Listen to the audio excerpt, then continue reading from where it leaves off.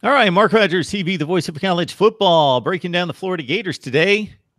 And the best way to do that is, of course, to bring on David Waters from Gators Breakdown. Would like to remind you to like, comment, and subscribe to these videos, and that helps churn the engine and drive it forward. And of course, if you prefer the audio, go to Google Play, Podbean, iTunes, and Stitcher, and just search Mark Rogers TV right there. Dave, how you doing today? Good, Mark. Good. Gators camp a couple weeks into it, and hopefully, of course, quarterback first foremost. What they're going to try and figure out there in Gainesville. But we're recording this on a Sunday afternoon, and the Gators have a scrimmage on Sunday night. So we'll see where it goes from there. Yeah, this is the time of year when you look across the country, and every day or two, we'll hear a different team whose coaches come out and finally made that decision, whether they really knew it or not already, or they were legitimately making a decision and waiting for a particular scrimmage or whatever, and wanted to get that out of the way before the season, and maybe go into that final week or that final 2 weeks with one quarterback that everybody could focus on leading the team. Are we hearing anything, any indication in regards to how these guys are playing at this point? Yeah, Mark, they're Felipe Franks and Kyle Trask, they're the two main guys that are vying for the starting position. True freshman Emory Jones, kind of far behind, but just the most mobile of the quarterbacks there. So I do expect him to have a package or two, no matter kind of what happens between Franks and Trask. It started out when fall camp when the team was just in shoulder pads and shorts. Kyle Trask probably looked better the first couple of days, but since those first couple of days have went by, those first couple of practices, Felipe Franks is probably if you want to call it a race, he's retaken the lead in the race. But I wouldn't say by that much. Both quarterbacks still kind of struggle with the consistency part of Dan Mullen's offense. Felipe Franks likes to look for the big play, and Mullen doesn't mind that so much, but if it's open underneath, if you have your check down that should be hit instead, that it's the smart play, I think, that's kind of hurting Felipe Frank's side right now. But one thing, Mark, we do not really get to see for open parts of practice and parts of what we're hearing is, and of course in fall camp it's not going to happen a lot, but how much are these quarterbacks going to run? How much is Dan Mullen letting them use their legs so far in fall camp? And that still kind of remains to be seen. And we know that's a big part of Dan Mullen's offense. So as I mentioned, the next scrimmage comes up on Sunday night. Dan Mullen, like has said, he wants to name a quarterback before the opener, the week before the opener. He says he might have a good idea who it is after this scrimmage, but he may not let the media know. All right, we got Gators Breakdowns. David Waters on the line to talk Florida football. David and I go way back, and you can catch his work on YouTube. So right here at Gators Breakdown, or some of the major audio platforms. Where would that be in particular, David? That would be iTunes and SoundCloud, Google Play as well, and also kind of teamed up with the TV station I worked at. So newsforjacks.com/Gators Breakdown is where you can find all the past episodes as well, and articles from WJXT and the like there. Very good stuff. So Emory Jones is going to have his slice of the offense regardless. With the other two guys, how are we expecting that decision to impact the offense and give us a run-pass ratio or any kind of wrinkle within the Gators offense? Mark, I think just because Florida is so deep at running back, you got Jordan Scarlett, you got Malik Davis, who almost averaged 7 yards a carry last year. You got LaMichael Pirine, who has a couple years of experience. You go down to Darius Lemons as well, who showed flashes of big playability last year. Iverson Clement and Damian Pierce, two true freshmen who also have come in and make an impact, especially Pierce. And look, Florida's had some injuries at safety, so they've moved Iverson Clement just for temporary time right now for him to go back to safety and help till some injuries come back around to where he can probably move back to running back position. But Florida's so deep at running back where I expect a pretty heavy 65-70% run. Look, Dan Mullen is more of a run-heavy style. Look, it might be spread, but it's spread power run. And it is a run-first offense. His offense is based on the run game. And as I mentioned earlier, we haven't got to see a whole lot of these quarterbacks run in fall camp. the running backs will be used. The running backs will be used heavily. Some of the playmakers like Kadarius Toney, who line up at wide receiver, he'll get carries as well. He may even have some wildcat packages. Dan Mullen get creative, sweeps, draws, reverses, all that kind of stuff. Creative screen passes to get the ball out to his best playmakers. But the best playmakers right now, I think, are the running backs, because the wide receivers are deep as well. And you got Trayvon Grimes, as you know, from Ohio State. He didn't make much of an impact there, but big time recruit, 5 stars in some people's area. We'll see how he kind of comes about at Florida. Van Jefferson, who played a lot at Ole Miss, he's at Florida now. Tyree Cleveland, there's your top 3 receivers there.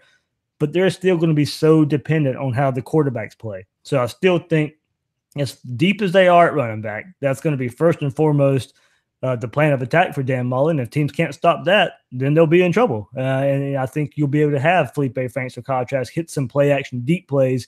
So if Florida has a running game figured out and they can run off of play action, that's probably the formula Dan Mullen goes with so far this year. We're talking Florida football with David Waters from Gators Breakdown. And again, this is the time of year that the quarterback battle ensues, and we get the announcement at some point before game one, or maybe the decision's made from particular coaches, especially if they've got a winnable or a win-heavy game on that first weekend, that we're going to play 2 guys. Heard that out of somebody recently. Can't remember who it was. We're going to play both guys the first week, and we'll go from there and see what happens. And that already was a decision in the process. So yourself, Gator fan base, because sometimes we can read into the decision, meaning that's really the guy. So that means if the other guy got it, yeah, sure, he played well in camp, but that guy's not grasping the offense. Obviously, Felipe Franks played quite a bit. Not so much with Kyle Trask. So is there anything underlying that could be read about the decision? From the fans' perspective, Mark, I would say it is close, probably to 50-50. Some have seen enough of Felipe Franks. They're ready to move on because of last year, because of not really being able to, because of the experience, not being able to really grasp a hold, as some would say, grab the bull by the horns and run away with the quarterback job. That Kyle Trask, a guy who didn't start in high school, who was a 2-star recruit, somebody that Dan or Jim McElwain and Doug Nussmeier brought in as some unearthed gem. If Felipe Franks was having trouble separating from him, they're ready to move on. They're ready to move and see somebody. But we've seen Dan Mullen bring in not so highly rated recruits at Mississippi State, especially at the quarterback position, Nick Fitzgerald, Dak Prescott, Chris Relf, and turn them into serviceable quarterbacks and get something going. So I do caution Gator fans, let Felipe Franks, or put it this way, first and foremost, Dan Mullen's going to choose the right guy. Trust in whoever he chooses. And if it's Felipe Franks, so be it. He'll get every opportunity to run away with it, or he'll get every opportunity to fail, and Dan Mullen will put somebody else in place. But I think fans should feel comfortable with whoever Mullen picks, because, given his history, that's just the way it goes. Mullen gets the benefit of the doubt when choosing a quarterback. So I do caution fans, let Felipe Franks develop. He's still young. He had 1 year. He didn't have a lot of quarterback training experience in high school. He didn't go visit all these camps, didn't have a quarterback specialist as a coach helping him along. Dan Mullen can break his game down, help him along. And same for Kyle Trask, who doesn't have a lot of experience. And we'll see what happens with Emory Jones, who, Mark, I do find it interesting what happens with this new 4-game redshirt rule. How does that play into, especially young quarterbacks? Do you throw all his games at the beginning of the year and see where he's at, and then go from there to see if you give him more snaps throughout the year? Do you play 2 games at the beginning of the year and save the next 2 for toward the end of the year when you play in Idaho before FSU, and then you have the bowl game to let him go play some more? I find it interesting, especially for quarterbacks, how coaches go about attacking this new 4-game redshirt rule. No question about that. There's a different number of strategies that can be attacked. I think it's good for the athlete, and therefore I think it's good for the system overall, but it certainly is good for the coach, and they will tell you it's good for us because we want to give that opportunity to the student athlete, but it obviously provides so many aspects of flexibility with a roster and projecting ahead and setting themselves up for next year and seeing who can play and who can't play for that particular season, especially if the season gets a little bit out of hand. And obviously they can respond to injury in a particular unit much better. David, you alluded to the run-heavy offense. Mentioned Malik Davis's success last year. Obviously, LaMichael Pirine in the mix as well. Jordan Scarlett coming back after suspension much of last year, almost 1,000 yards in 2016. Can we read anything into Davis having much more success behind the same offensive line as Pirine last year? Is he proven himself that much, or was it just coincidence that the yards per carry were that much of a discrepancy? Mark, the Gator fans have been going back and forth on that, especially because of Jordan Scarlett and Malik Davis, because Jordan Scarlett's kind of, and part of it's because he was there in the spring and he was able to take place in practice and get a leg up on Malik Davis, who was coming off an injury last year in a Georgia game. But Malik Davis, this was pretty much the same line Jordan Scarlett has played with as well, going back to 2 years ago, and Michael Pirine the last couple of years. And Malik Davis still showed to me he was still the home run threat that this offense has been missing. Jordan Scarlett's a good get a 3-4 yard tough yards when you need it, break some tackles type of running back. And I do expect this new offense also to help him out. This offensive line with the moves they'll be making as far as coming around and being able to block and create creases. It's the offensive line is going to play a whole lot in this. It's mostly the same as it was from last year. You'll have Martez Ivy at left guard, and we go left to right there. Ivy they're trying to get Brett Heggie at center right now, but Brett, he's been injured, turf toe injury. As far as that goes, Nick Buchanan's been filling in there. Fred Johnson at right guard, and then Juwan Taylor at the right tackle.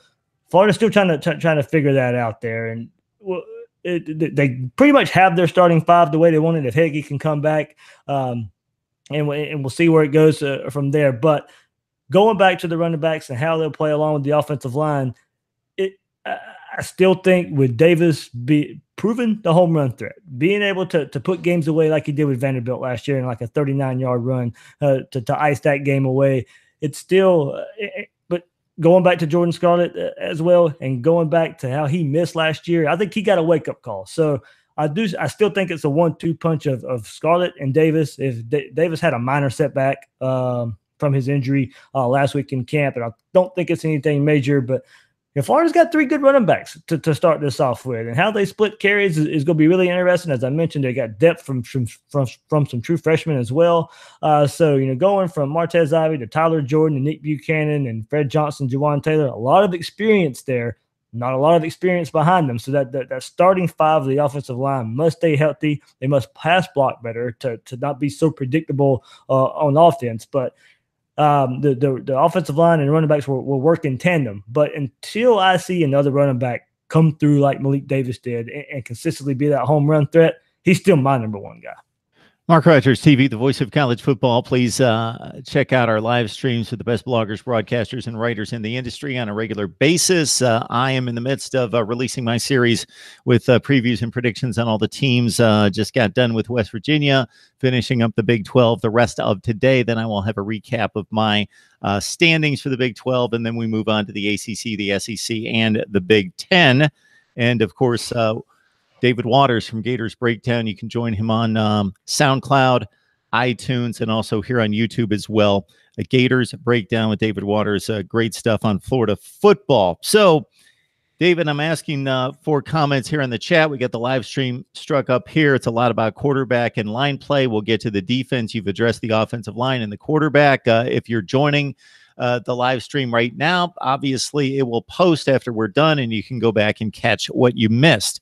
The defense, if you look at the advanced metrics, it's been really, really good. One of the best defenses in the nation. If we take it back to 2012 and say that's kind of vintage Florida defense, and the number of years past that, despite the record of the team that was caused by the ills of the offensive line and the quarterback situation and the offense in general, maybe last year was maybe the first real year, David, where the Florida defense wasn't the Florida defense and took a step back. And sure, you could still relate it to bad field position and 3 and outs and the offense putting it in a bad place and being on the field too much and all those things. But do you feel as though maybe last year was the first significant step back for the Florida defense, and what's going to bring it back to dominance? Yeah, Mark, a couple things, you go back to last year, Marcel Harris around this time last year, going into camp, went down with an injury. So they kind of messed up their rotation at the safety position last year, where Chauncey Gardner-Johnson had to be more of a guy in a box type of safety. And that's not really his game. He struggled tackling toward the beginning of the year, got better as the year went on. But they were also breaking in two true freshman cornerbacks, and C.J. Henderson and Marco Wilson, who showed great flashes for most of the season. But starting once when Jim McElwain got fired in that Georgia game, we know how the train wreck that was. And then the next week they went to Missouri. I think those true freshmen who kind of woke up or kind of had a reality check. They started off so good last year, but then the whole and no fault of their own. The season kind of took a nosedive after the credit card scandal and a 4-win season. But Randy Shannon was the defensive coordinator last year, not so aggressive in nature, not so aggressive in style. There, part of it maybe because of lack of depth, because of the suspensions and playing with some true freshman cornerbacks, and then had some depth problems at linebacker where they were playing walk-on linebackers as second strings once some of the starters went down. So a lot of things went into it, but I still would have liked to have seen them be aggressive at time. And look, that's what they're going to get this year with Todd Grantham. Todd Grantham's going to come in and bring in an aggressive style. You're going to have a rush in position between C.C. Jefferson, Ja'Kai Polite, Jeremiah Moon at their buck position, being able to go and at times, if down and distance plays a part in it, their goal, go get the quarterback. And Todd Grantham will bring some exotic blitzes. You won't know who's coming from where. And it's really gonna, I think, help this defensive line. And these rush in type of players, they're going to be deep also at that tackle with Daryl Slayton and Elijah Conliffe and veteran Kerry Clark, but Marlon Dunlap. West Virginia transfer Adam Schuler coming along there. Florida's got some numbers at this rush in defensive line position. And while at linebacker, as I said last year, they did lack some depth. They've had some young guys come along, and James Houston and Ventrell Miller, who were suspended last year from this credit card scandal, having really, really, really good camp so far. So, as I mentioned earlier, because of some safety injuries, you've had Iverson Clement, true freshman running back, move over there because you've had Quincy Linton out for the year with a torn Achilles, and Jawan Taylor and Sean Davis have missed some practice as well. So you have young guys, Brad Stewart and Donovan Steiner back there getting plenty of reps because of injuries. So in the secondary, hopefully, especially at the safety position, Florida's going to have to get some guys who have to grow up fast, and they'll have Henderson and Wilson to kind of rely on at corners, and a good front seven to help those safeties out. But good teams are able to take advantage of some mismatches there, and that's where Florida, if teams can get past that first and second level, Florida at the safety position is going to have to figure some things out pretty quick. We're getting our take on Florida football from David Waters from Gators Breakdown. We are 13 days away from the opener for most of college football on that Saturday right before Labor Day. The Gators included trying to erase the memories of 4-7 last year, 3-5 in the SEC. David, you looked at the wide receivers on the chat. Somebody mentioned the name of Jacob Copeland. Obviously, he was a big recruit in this past recruiting class, number 12 wide receiver, according to 247 Sports. Your thoughts about him getting into the mix? He's been, Mark, he only took part in the first couple of practices. He's from Mullen won't discuss injuries until after camp sessions over with. But I've heard he's had a minor knee injury and maybe even a knee scope.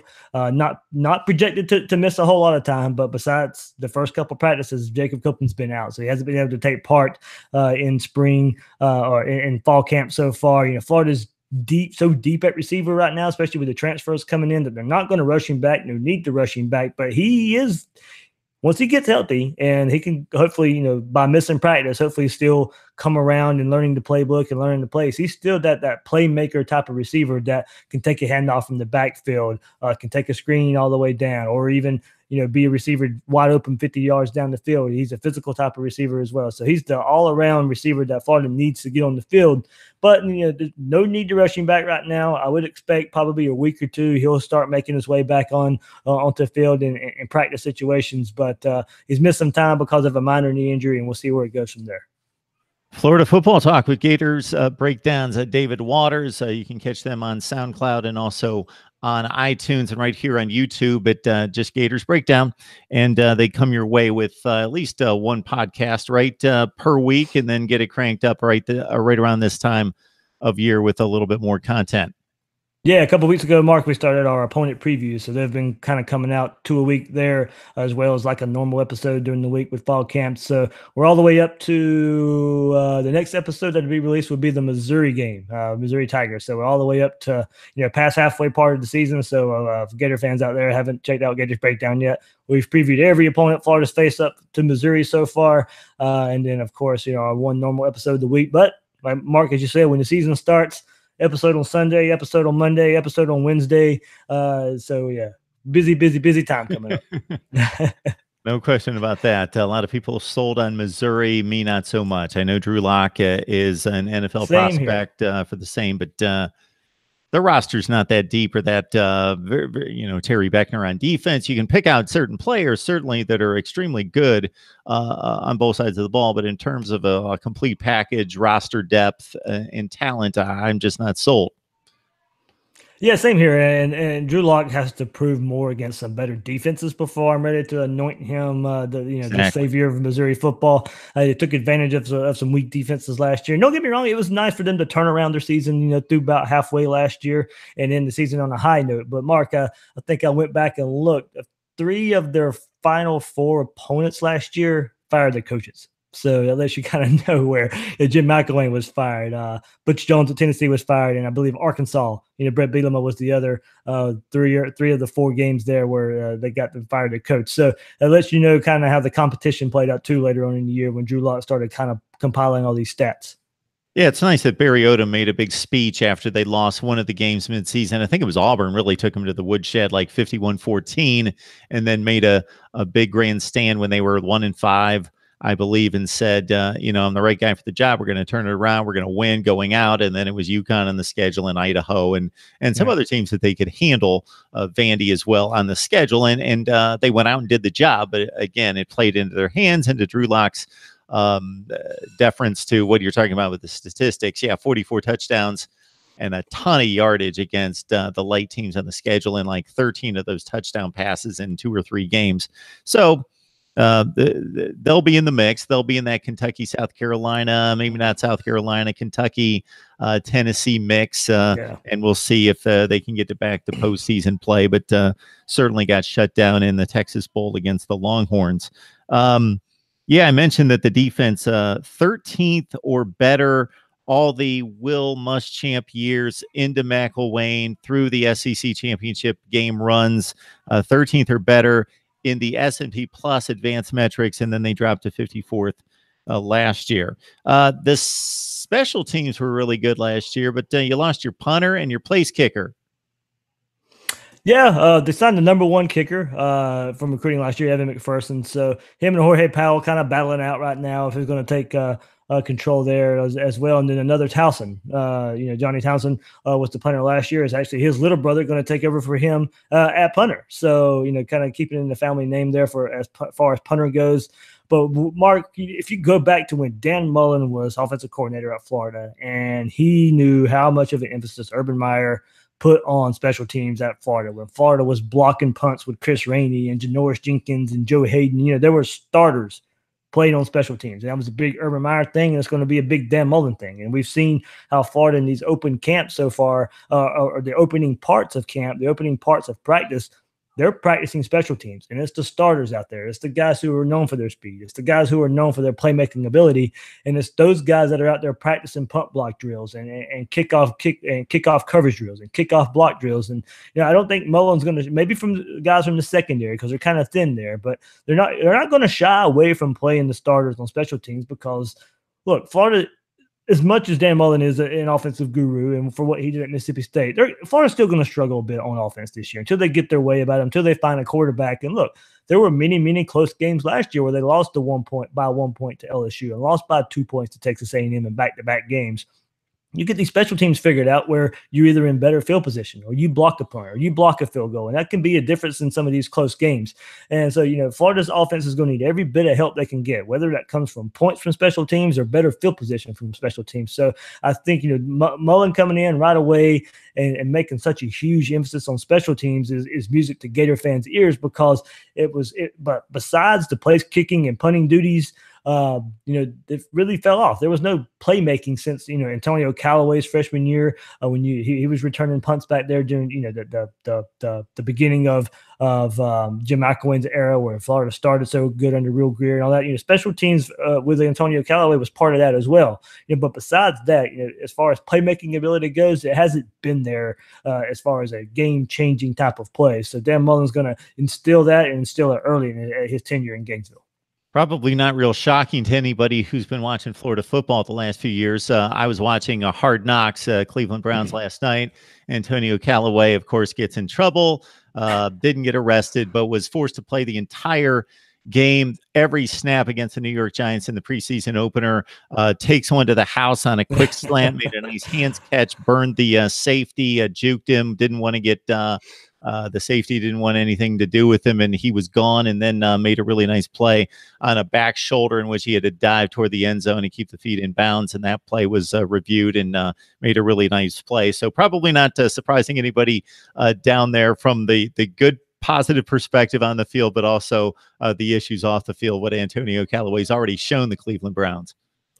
Yeah, Mark, there's definitely no surprise there. I mean, we saw time and time again how much of a playmaker he was. And, Florida even struggling, past Will Greer or finding a quarterback, was Antonio Callaway was still the only consistent playmaker, still the only guy who could really, just take the top off of the defenses or take a 15-yard pass and make something happen after the catch. And, whether it would be Luke Del Rio or, Austin Appleby or Will Greer, Antonio Callaway was the consistent threat there on offense. And, it is no surprise seeing what he's doing in the NFL. Even before that first preseason game, we heard how much he was tearing it up in camp. It really does come as no surprise to Gator fans. But, and really just a shame that he wasn't able to keep clean in Gainesville and play last year, given the credit card scandal and missing all year. It would have been nice for Gator fans to have that big playmaker and another a year of seeing Antonio Callaway in a Gator uniform. We've got a question on the chat concerning Trey Sanders, his situation right now at Florida. Your thoughts about Trey Sanders? Leaning pretty heavily to Bama there. Of course, would love to see him in orange and blue. His brother's in Gainesville. Trey Sanders has mentioned he'll visit Gainesville earlier in the year to go see his brother play and take a visit, but it's going to be hard to beat Bama there the way it's trending right now. And, hopefully we'll see. I think he is one of those players, and there's been a lot of talk throughout Gator fans of how much do recruits need to see what happens on the field this year before they start coming around. And I don't believe too many recruits are waiting on that. There might be a few, 3 or 4 there, but I do think Trey Sanders may be one of them. And, they'll lose Jordan Scarlett after this year. Michael Pirine, if he has a good year, could really it could probably go to the NFL as well, because, look, Florida's going to split carries at running back. They're deep there. But they don't have that top-end playmaker. I thought Jordan Scarlett would kind of be what I'm thinking Trey Sanders can be. So, we'll see how it all turns out. It's still, even though he's a 5-star, we'll see how it all comes out in the end. But, Trey Sanders is that elite type of running back that Florida may be missing right now. So we'll see where it goes from there. He visited Bama a lot in the spring. I had a good time there, and I still think he was committed to Bama at one time. So we'll see how it all comes out. But if I had to pick right now, and if he was to pick a school right now, I think it would be Alabama. Got a number of folks in the chat asking about the Florida defensive coordinator not coming up with a name. They obviously weren't listening to you, David. Todd Grantham. He was brought by Dan Mullen over from Mississippi State to Gainesville. He's got ties to Georgia with Mark Richt, Louisville as well. He's been around. Wanted to ask you, when you mentioned Dan Mullen and a few things that he had to say the last few weeks throughout camp, setting up the 2018 season. So how has the head coach played it? Sometimes you get maybe a different vibe, a different attitude, a different tenor once he sees the team on the field through the spring and through the August camp, maybe to suppress the expectations once he sees what he has to deal with, or maybe he's optimistic. Can you read anything out of his mouth? I'll say for one thing, I think he's been pretty truthful about it, saying, the offensive line has trouble keeping up with the pace of play that he's bringing in over. And Mark, how many times have we watched Florida? Everything on offense seemed like a struggle. Getting play calls in, getting up to the line of scrimmage, always snapping the ball with 1 second left on the play clock. Late, and it just everything was slow and prodding. And was it Jim McElwain's just ire and how he went about going there? I think part of it also, it was a very, very good a very complicated offense there. I think that was part of the quarterback struggles as well. I think there was just a lot of issues going on there. And Mullen saying this team, and especially the offensive line, maybe having trouble kind of getting used to the pace of play from what they went back when they dealt with in the past. So he's mentioned also along the offensive line that the second teamers the more guys have got to show up there. But this offensive line, those players have come out and said how different it is and how much more they enjoy being able to get up to the line of scrimmage and catch the defense off guard. And, it helps them out when, the guys are running off the field and other guys are coming onto the field, still trying to snap their helmet on and trying to figure things out, because this Florida offense was so predictable in the last couple of years. And that's kind of been a running joke on social media as well. And going back to when I was at SEC Media Days talking to these players, and they were saying, look, my aunt was watching the game and knew what play we were running next. So, Mullen's been truthful in what this offensive line needs to come out and do. He's been truthful in what these quarterbacks need to do as far as consistency goes. But I don't think it's sandbagging. I don't think it's also him not seeing a lot of what he likes. And he's mentioned how deep he is at running back. And he's mentioned some of these things, these positive things quarterbacks are doing. And as far as the passing game going, and Felipe Franks being able to hit some big plays and being able to get there and get into a scrum. Because as I mentioned earlier, these quarterbacks are going to be asked to run. They're going to be asked to run a lot in some situations. And they're not afraid to go stick their head into a third and short and fourth and short situation and go convert a much needed first down. So for the most part, I think Dan Mullen's being truthful. I would put it at about neutral as far as positivity or negativity goes. I think, I don't think players should be listening much to the media at this point right now anyway, but they probably are. So I'm sure there's some things out there to where, if Mullen's going to speak to the players, to the media, to kind of, make sure they're listening and make sure, hey, look, not anything's going to be given to you or anything like that. So as far as demeanor goes for Dan Mullen, I'd put it pretty neutral right now, and we'll see how it kind of changes through this next scrimmage and see if he names a quarterback. If you love Florida football and you don't follow Gators Breakdown, if you don't subscribe to the podcast and subscribe to the YouTube channel, then obviously if you've listened to anything over the last 20, 25 minutes, you need to do that. So go to YouTube, go to SoundCloud and iTunes and subscribe to Gators Breakdown. Get the best in Florida football talk. They will do 3 podcasts throughout the college football season. We've gotten to the point, Dave, where on the live chat, they're picking out favorite Gator paraphernalia on your bookshelf and figuring out what it is. So the white helmet, I'm not letting that go. White helmet's one of my favorite ones there. So some fans like it, some fans don't like it. Chris Leak signed helmet. There's a brick that you can buy a replica of. So the gold brick that's back there is back there in front of the you can put it in front of the stadium there. My wife got it for me for Christmas a few years ago. So it's right there, dead center of the Gator Walk. So kind of cool there. Probably one of the best gifts I've got. So my name is forever entrenched right in front of the stadium, Mark. Very nice. Love to hear that. That's only appropriate that's the case with everything that you do with Florida football, and not just here with Gators Breakdown, but also working with the NBC affiliate there in Jacksonville. I think you've got a few more spots on the walls for maybe some banner work, a few other places you can go to work there. Oh, yeah, hopefully some national championship flags or something. Some national championship. So, yeah, that's the other thing, people. If you love Florida football, or even if you don't, if you're a college football nut like we are, want to track everybody in the SEC, that's another reason to join Gators Breakdown as well, because Florida's not going to be down for long. And David certainly hopes not. Speaking of which, have you made your official prediction on the season? Kind of in a way, I had to do it because of that SEC Media Days. We're not obligated, but they asked for our input of where we would kind of rate the teams and where they should finish. So I did pick Florida second in the East behind Georgia, of course. There, I have about 8-4, I think 9-3 season tops there. It's still going to be tough to beat Georgia as far as talent goes. Still going to be tough to beat FSU. I think Mullen's a better coach than Willie Taggart, but the talent gap still may be, and it being in Tallahassee still may be kind of too much on to overcome there.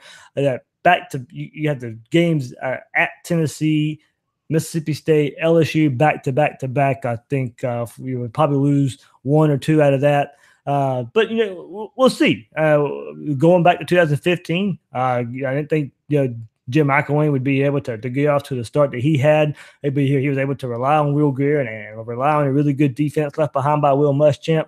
I think the offensive talent overall is better that Mullen's taken over than what Jim McElwain took over, but all important quarterback situations. So I think Florida's better at receiver, Florida's better at running back, probably a little bit better offensive line as well, but still pretty far behind a quarterback. But that's what Dan Mullen's known for. So if he could turn that around and get there, I can see a 9-3 type of season. But it's kind of hard to pick out the losses where I see him. But 8-4. I think we had some Gator fans feeling pretty good going into next year, especially if you find a way to beat FSU toward the end of the year. I think Gator fans would be pretty excited.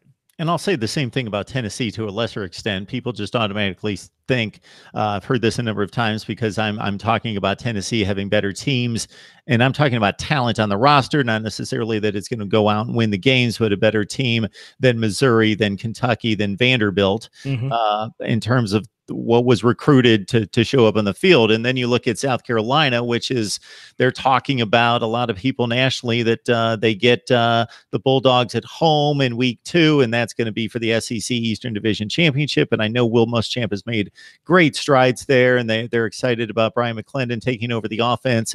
But they've got stability at quarterback, but they haven't exactly had a great play out of Jake Bentley. And if you just look at talent on the roster, Florida might have the second best team in the division. Yeah, I think as far as recruiting goes, if you're just going strictly by recruiting and talent brought in there, not counting developed talent, because that's another thing going between Florida fans right now is Mississippi State. Who has the better team right now, Mississippi State or Florida? Well, recruiting rankings say Florida, but developed talent, Mississippi State. And Dan Mullen left a pretty good team there. Better at the quarterback position there. That defensive line, look, maybe only behind Alabama as far as you go if you want to look at SEC teams. So they've been able to develop talent. That should give Florida fans some confidence in Mullen being able to do that. But as far as if you just want to go by pure recruiting rankings, yeah, Florida should be picked second in the East. And we'll see what Dan Mullen can do and how fast he can turn around this talent that Jim McElwain left him. But Florida, Tennessee recruited pretty equally the last 4 years or so there. South Carolina just a hair behind, but we'll see where it goes from there. Recruiting rankings, there aren't everything. I think they're pretty, stars matter as far as the way it goes. If you're going to go win the college football playoff, if you're going to consistently be in the college football playoff, look, those teams recruit well. But after that tier, you kind of, you can split some hairs in your conversation or your discussion any way you want to go. So as the way it goes right now, Georgia head and shoulders above everybody else in the East, replacing a lot of talent. How's that look? Zamir White just went down, a true freshman running back, tore his ACL, had another one last year. So Georgia's got to replace Roquan Smith, Lorenzo Carter. How did they go about that? Kirby Smart, can he live up to expectations? How much do they have to go back and look at that disappointing loss in the national championship game? Is there a hangover from that? So, recruiting rankings aren't everything. I think it's a lot of it, but we'll see how it all plays out. Yeah, it's fascinating because, like you say, they convert directly to the top 10 to 25 in the nation. All you have to do is look at the recruiting rankings and look at the teams that vie for the college football playoff every year, and you get, especially in that top 5 to 7 range, the same teams. But you have your aberrations, like you just mentioned, and if development and recruiting players and filling needs and getting them to fit a system and really having an eye for recruiting didn't matter, then you would have Texas way above the Michigan States and Wisconsins because they've recruited much better. But those last 2 teams, Wisconsin and Michigan State, have been so much better than Texas in the last 5 to 8 years. So it all matters, all put together, but you certainly need the the boys on the field that can run and jump high and push people out of the way. Mark, I'll put it this way. Yeah, it is about development, but I'll take my chances developing the 4- and 5-star guys before I develop 3- and 4-star guys. Absolutely. David Waters, Gators Breakdown. And again, go to the YouTube channel, go to SoundCloud and iTunes, and you got to like, comment, and subscribe, and certainly get involved in what he's doing right there. It's really good stuff. Do the same for me, and we appreciate it right here. David, thanks for the time, and it's always a good time having you on here. I know you're running 100 miles an hour, so I appreciate you making the time. All right, Mark, thanks very much. And we'll see all of you next time, next live stream. That's Monday at 6 o'clock, talking college football, of course. And meanwhile, the previews and predictions are coming your way right here at Mark Rogers TV, the voice of college football. So see everybody else later.